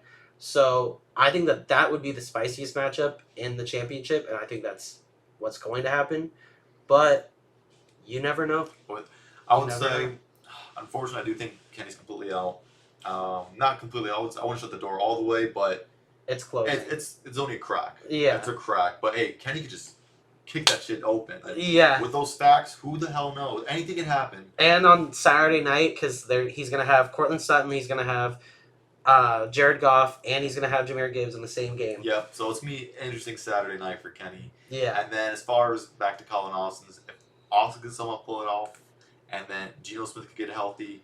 Oof. If Geno Smith could get healthy and Austin sees himself in the championship game with his I don't know. With Jonathan Taylor potentially coming back? Maybe. Oh, that baby. I don't mind that at all. It's like, I don't think it's the type of thing where they're gonna have to, let's work him in. Like, you just grab the ball and just run. He's not gonna be like, he can still run. He's okay. And the interesting thing too is that actually, if Kenny somehow squeaks this win out, he'll probably get CJ Stroud back next week. That's interesting. For the championship. That's very interesting, depending upon how he's doing. Because that was a nasty hit. But I mean, it would be 2 weeks to recover, unless he plays Thursday Night Football, which I don't think he does. But they don't play. Okay. I think it's the Rams and some random team. Okay. So, yeah. So that would be huge for Kenny if he gets Stroud back. Rams and Saints next week. Rams and Saints. But yeah, getting Stroud back and then hopefully not having another -3 in your defensive spot. Kenny's gonna make noise in a third place game, I think. But this week is just not his week. Get your money back, man. It's okay. Yeah, it happens. Like you have a good excuse to lose too. Like no one. You don't want to lose, but we get it, man. Stroud going down definitely, it hurts. But then again, who would he be throwing to? You know? Yeah. Because he doesn't look great when he's missing his two options. But but who would? It's tough when you're throwing to ghosts. So. Yeah, when you're throwing to John Mechie and what's his name, Xavier Hutchinson. Noah Brown getting no catches. You're not even throwing to Noah Brown. You shouldn't. What a fall from grace. Those 2 weeks were. Everyone thought he was God. He was like the #1 picked up player. Yeah, I picked him up and then I dropped him. I was like, damn. I looked at his stats. I'm like, what is he doing? Is he playing at all? So, oh well, he had a nice little run, but Yeah. never worth starting ever, no matter what. Like this guy is the bottom of the barrel waiver wire garbage. This guy's keep him there. Just keep him there. I don't want him. He could be this year's Marquise Brown, or I keep saying Marquise Brown. Marquise Goodwin. Do you think we see one this year? Obviously, we don't know now because we don't know who's in the championship. Didn't we already see one with the -3? I don't think that's his fault, but like that's hard to say because that's like starting the Chargers defense against a backup quarterback, Aiden O'Connell. Like you kind of expect them to do better. Yeah. But it's still the Chargers. They've been stinky this whole season too. But also like the Salvin Ahmed, the Van Jefferson, and the Marquise Goodwin. And they all have it in the championship. So I'm wondering if there's going to be one in the championship, and why will it be Odell Beckham Jr.? You know what? I think, of course, barring any injuries, I don't think there are guys on either team that, unless like Kadarius Toney. Oh my God! If Kyle starts, no, never. It could be. Wait a second, though. It could be J-Mo. He's not starting him. No way, Jose. If Kyle has one more injury to his receivers, if Keenan Allen doesn't come back, assuming Keenan Allen doesn't play next week. Mm-hmm. Why would he? Season's over. Exactly. And let's say an injury happens to CD, Odell, or Debo. Obviously not praying on it or anything. I want to see every team in the playoffs have their best team. Absolutely. Like, it sucks that Stroud isn't playing. Absolutely. I actually am upset about it. But if one of those three doesn't play, he has to start either Jacoby, which I guess he probably would start Jacoby, but Zay Jones, Tutu. You can drop Tutu, honestly. You can drop Tutu, I agree. I think you can also drop Kadarius Toney, if I'm being completely honest. I think that... if you have the raw space, maybe stash him. There's no point at this point, bro. He has Patrick Mahomes, and he's still being a shitter. They're just... There's no point. There's no point. It's tough. Like, there's no point.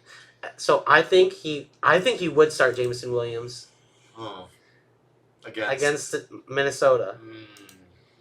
That's tough. Or do you start Jacoby at Kansas City? He considered last night while discussing. He did consider Jacoby, I think, at one point. I considered him in one of my playoff matchups too. I think that's okay. If you want your guys go down and he's like a plug and play guy, Jacoby Myers would be that guy you'd want because he had 2 catches last night though. Look what he did. He scored, but I mean, at Kansas City, you starting Jacoby Myers or you starting J-Mo? I think Kyle starts J-Mo. If he's looking for that home run shot, man. But that's what I'm saying though, is that he could also be that goose egg. I don't think that Marquise Goodwin was. J-Mo is supremely more talented than any of the guys that we started previously, and I think while his floor may match those that we started, his ceiling could like pop up for a long touchdown. For sure. But the odds of that happening when we keep talking about it, he has one-off touchdowns, but I don't know. I think I would rather have Jacoby than I would rather start Jacoby. Yeah, if you want a safer play, Jacoby. But if you're looking for a home, like if you're just teams in disarray, you need a home run shot. I mean, fuck it. It's gonna be funny when that actually happens and we're wrong and Jacoby gets the 0 and Jameson Williams gets like 2 40-yard touchdowns and then loses Kyle the championship. Hey. The thing too is we can see on the other side if Zach makes it, if he has a T. Higgins appearance, if one of his 3 receivers get injured, AJ Brown, Cooper Kupp, or DeAndre Hopkins for some reason missed the game. I'll put probably. You think you play him no matter what? I put Lockett over Higgins for 100%. Lockett against Tennessee. 100%. Or Higgins, no matter what, against Pittsburgh. Wide receiver 60, T. Higgins. He missed some games though. He missed some games, but he hasn't been playing that great. He missed 3 games. He's been playing. How's he been? That's bad. I mean, no, he's like. Yeah, he has not been playing great. I don't think he has 300 yards. 436. He's kind of a lot more. Yeah, yeah. I'm definitely playing Tyler Lockett with a decent quarterback versus. What if Geno's out that game? Are you still? Then what do you do? If Geno sits this game, he's playing next week. 100%. What if he plays this week and Then gets re-injuries? Then you're playing T. Higgins. or Or Romeo Dobbs, maybe? well, yeah. Wandale? I mean, who's his flexes? Are they running backs? Or Yeah, it's receivers? Joe Mixon. Okay, well, yeah, you probably want to start maybe Jane. No, mind. It's rough. It's rough. That's tough. Hey, you know what could be fixed by that? If you actually used all of your roster That's space. crazy. Like, you could actually picked up some decent players off the waiver that's what I'm earlier saying. this year, but even right now. Oh, Noah Brown, Robert Woods, who he's a big fan of. Devontae Parker, useless. Bobby Trees. Bobby Trees. Yeah, there's actually pretty much No one out there. nothing. It's barren out there right now. It's a dead zone. Maybe a Greg Dortch Dortch, play. yeah, I saw that. Hey, Isaiah Isaiah Hodgins scored last touchdown. week. Yeah, game-winning touchdown. Hey, there's okay. Nick Westbrook-Ikine. Xavier Hutchinson. No. Well, Nelson Aguilar. Not good show. Julio Jones. Hey, that's Zach's guy, right? Right. Best receiver of all time. Top 5. But yeah, I mean that was a pretty good playoff preview. I think that we have our. So are we both agreeing that we think it's going to be Cyle and Zach? Yeah, I think so. I think Austin definitely has more of a shot than Kenny. Unfortunately, Kenny just shot himself in the foot. Yeah. This bonehead, play, and you can't blame him. But damn, that sucks. Yeah. It's a punch to the gut. I don't know. It's tough. He's gonna really need the Ravens defense to match. He's gonna need Trevor Lawrence to absolutely tear the Ravens defense apart. Dude, I know they're gonna sack him. Yeah, they're gonna get a turnover at least one too. Yeah, they're missing a couple tackles. I mean, and Trevor Lawrence has been prone. Once he throws a pick, he'll throw a couple picks. Yeah, that's what it feels like when he's off. Like he's off, and yeah, it could be because there's miscommunication with the receiver, but. Man, yeah, and the Ravens have a good defense. However, I don't think they're gonna have Kyle Hamilton, which is a big loss. That is a big loss. But they still have they still have Geno Stone. Yeah. They still have Marlowe, who's been playing like shit, but he's there. Who's been playing really, kind of under the radar is Jadeveon Clowney. He has been wearing that 24. Yeah, right. I mean, a little different, but hey, I mean. He's putting in some work. He's doing his thing, so we can't hate that. They always try to sign those old pass rushers, and none of them ever hit. But like Clowney's Houston. Yeah, but Clowney is actually, and Calais Campbell. Yeah. But Clowney's actually okay. He's looking all right. Yeah. He's looking all right. Definitely better than the Browns, when it was there. Yeah, for sure. So then I want to ask you, Kyle and Zach in the championship, who do you think is, assuming that we have the same injuries as right now, no Mark Andrews, obviously no Joe Burrow, nobody else gets injured. Okay. Obviously Zach has no Tank Dell too. Just assuming everyone's healthy, and let's say Zach also doesn't have Ramondre because right now Ramondre, I don't think he's even going to play next week. No, he'll be cooked, to be honest. So injuries are off. Status quo as things are as of right now. What are you thinking?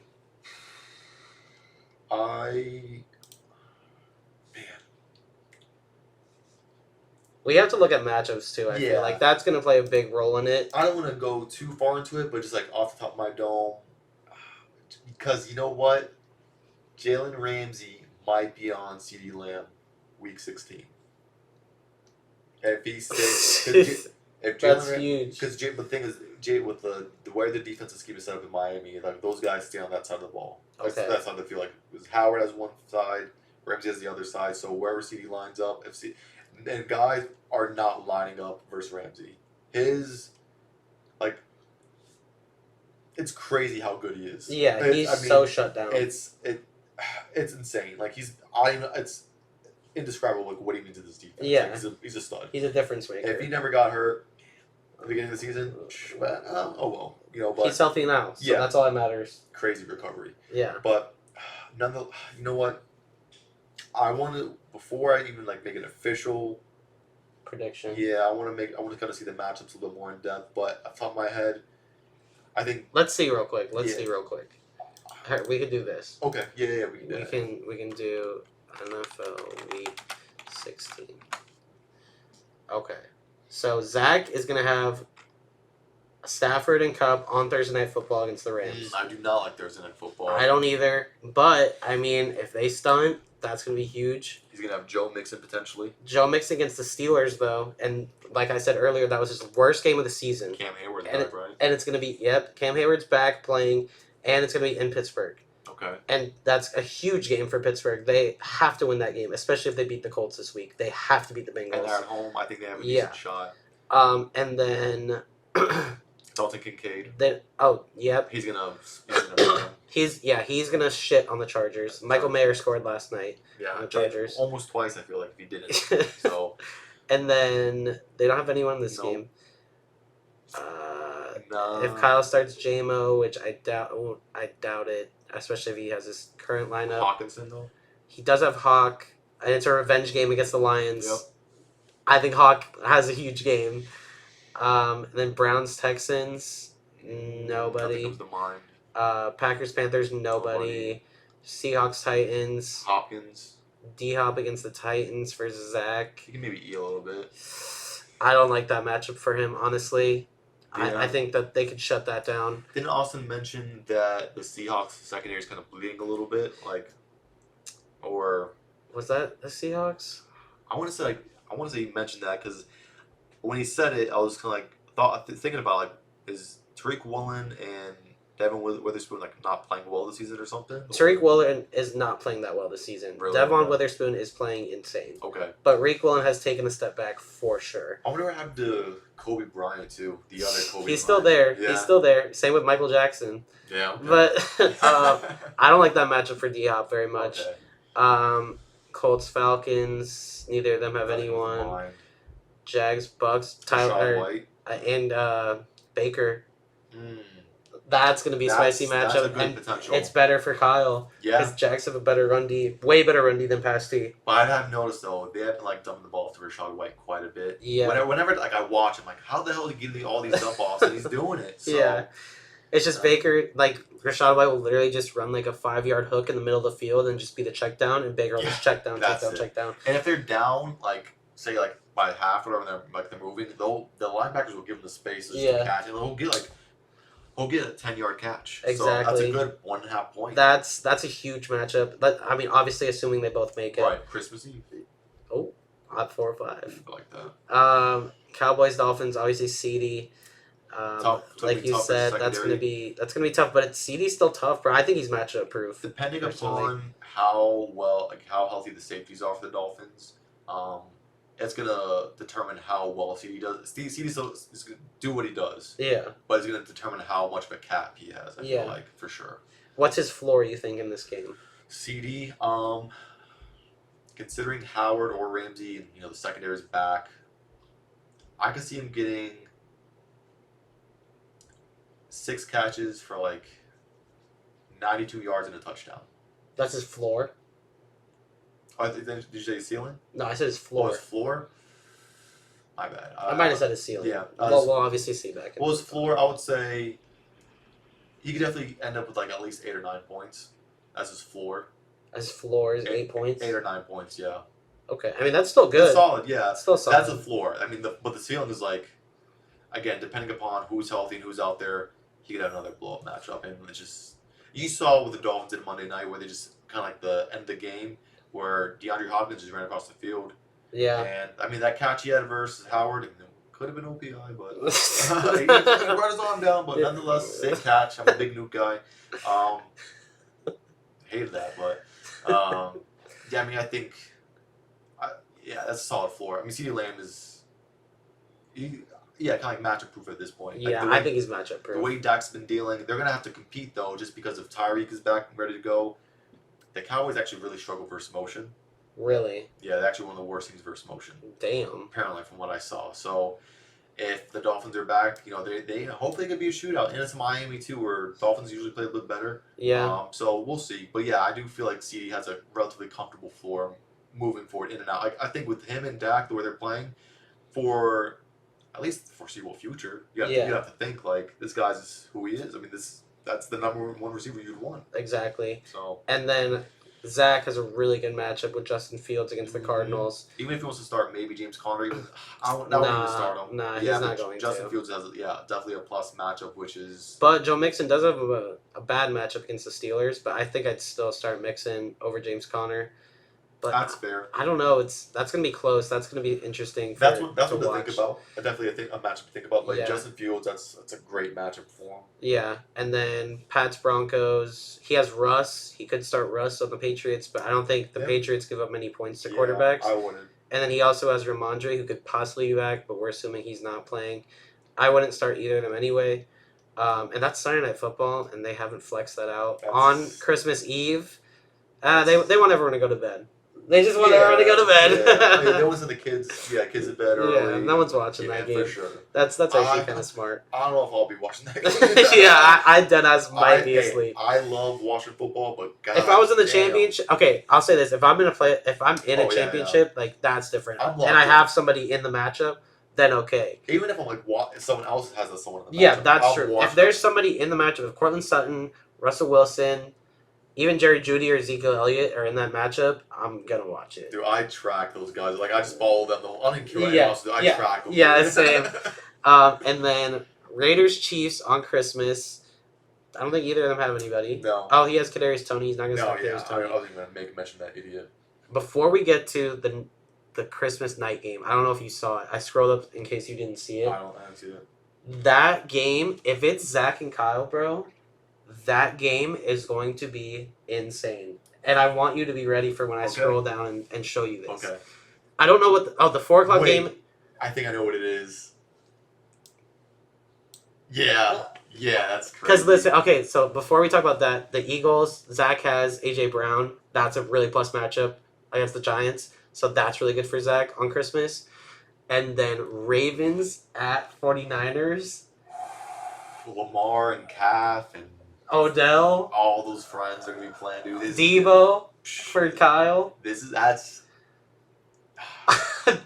matchup of the week. That is an insane. Like the NFL did that on purpose. Oh, bro. yeah. That's a script. That's a script. It's actually scripted that Zach and Kyle are going to make the play or the championship just because of that matchup. A blunt boy finals. A blunt boy finals just because of that. That is as hot. Yeah. As hot as you possibly want. Yes. I'm glad we looked at these matches. That is so hot. Oh my gosh. Dude. The thing is, that might be a bad matchup for Lamar. I know. But he has Debo, and he would. I mean, as of right now, he might start Keenan actually, but right if he's back. If Keenan's back, but he could start Odell just for the spice, and Keenan would play the Bills. I'd probably start Keenan if he's playing. Yeah, 100%. On Saturday. You start your studs. You start over. But that could be even, like we said, if he starts Odell and Odell shits the bed here, that could be the next Marquise Goodwin. I'm telling you, that would be hell. I think Kyle would probably disappear.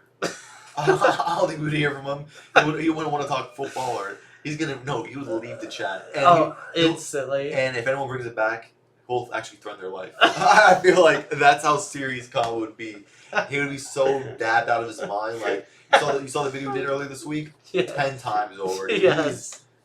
DOA, dude. I mean, this guy is hanging on by a thread. Bro, that would be insane. And Zach is going to actively root against Lamar Jackson this game, too. Like, if they're matched up, Zach is going to actively manifest a Lamar Jackson scumbag behavior. Like, injury. Like, he actually might manifest a Lamar injury. He would rather have a DK championship under his belt versus another Ravens Super Bowl. I feel it in my bones. That's what he feels like. Dude, you know how desperate I feel like at least once I would manifest that. Like, I have to win it at least once. But, like, dude, I need another Steelers, like, Super Bowl. Like, that would be... Steelers Super Bowl. Yeah. I need a Dolphins playoff win. I know. Dude, I need a Steelers playoff win. We haven't won one since fucking, like, 2015 or some shit.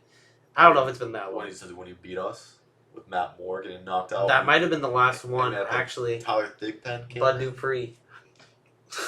The fact that he came back after, like, a play. That's... No way in today. No way. No. He would still be in the blue tent right now.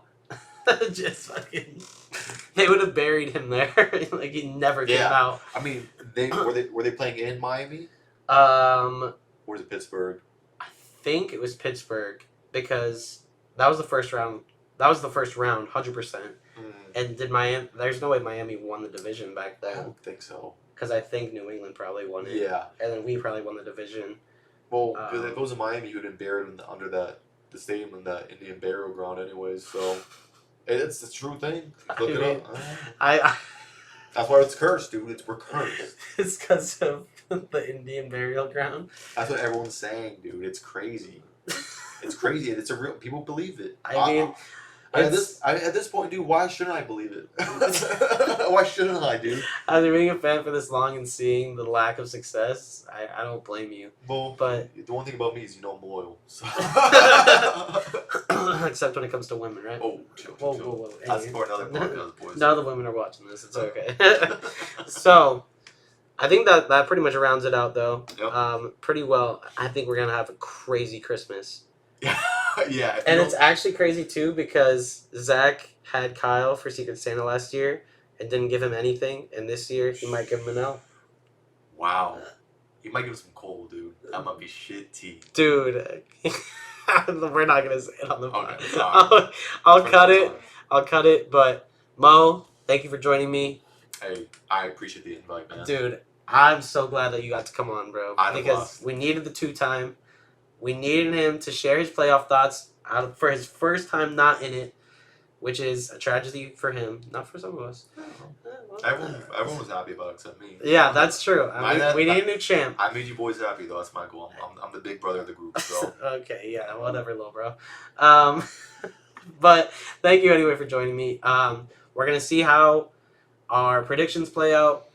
You know, I'm not hoping that it's going to be Zach and Cyle, but if it is... So be it. So be it. I have no control. I don't actually really care. Like, I have to send the money to somebody. Let's say we're not winning, so yeah. Hey, whoever wins, fuck you. You're not winning next year. That's a guarantee. Right. I'm coming back next year. Y'all enjoy it. Yeah, please. let's end it out actually with a bloodline speech. I want to hear your hype, your motivation for next year. I want you to hype up what next year is going to be for you. Year 1, disappointment. Year 2, championship. Year 3, I was the dynasty. I'm still the dynasty. If you want to win a championship, you have to go through me. Everyone knows I'm the Super Bowl. I'm the king. I'm the tribal chief. Next year. You can't see that. Next year, when I'm back, because I will be back, that's a guarantee, I will be winning my shit back. If you don't think so, try me. I was number 1 seed for a long ass time. I had shitty fucking luck. It's not gonna happen. Enjoy it, boys. Because when Daddy's back, I'm taking that shit over. I'm taking what's mine. So enjoy it. Because next year, it's mine.